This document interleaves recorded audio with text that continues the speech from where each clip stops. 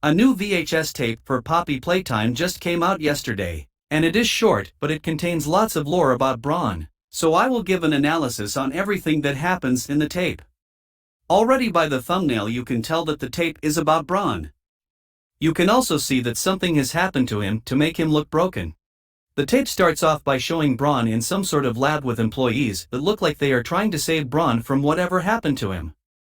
It then immediately cuts to an employee log with another employee talking about who Bron really is. She said that he was diagnosed with a terminal lung cancer and after that he volunteered for the experiment.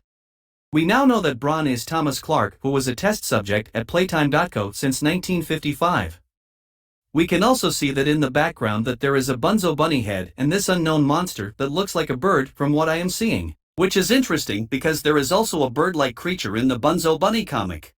Is it a coincidence that there are two characters from one comic right next to each other? Maybe this bird could be the monster for Chapter 3. There is also a mini Huggy to the right side that looks like the one from Project Playtime. After that, there is footage of Bron moving his eyes like he is a human. It is very creepy seeing this for the first time. We can also see how they test their experiments. She says that he is different than the other experiments and that the other experiments can tell. She also says that she thinks he doesn't know where he is or what happened to him. You can see that Bron is different because he doesn't look like he is trying to kill you, like the other monsters. But he also doesn't look like he is trying to save you either. Now, we can see Bron in what looks like storage B from the Kissy Missy VHS tape. We see him moving his head around looking at the other experiments. Then we see from his point of view. We can see multiple different monsters from the games and even Candy Cat, which is insane because we have never seen his body in any of the games. Bron then moves his head over where we can see more monsters. A few seconds later, either Huggy Wuggy or Kissy Missy grabs Bron. If it was Kissy Missy, then she might have been trying to save him from the other monsters. Then, a Playtime employee goes through a big door, and we see Bron lying on the floor with blood around him. There is also this yellow stuff that I don't know what is.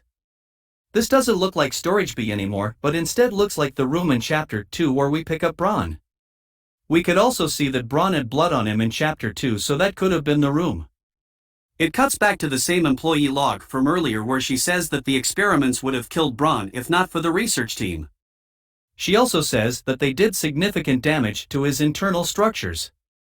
This is one of the first times where we have seen a Playtime co-experiment attack another experiment. They now keep him separated from the others and they show a clip of Bron in isolation and the VHS tape ends. Bron must be still stuck in his cell in the games, but who knows? We might see him in Chapter 3. That was my analysis of this VHS tape, and if you like the video then like and subscribe.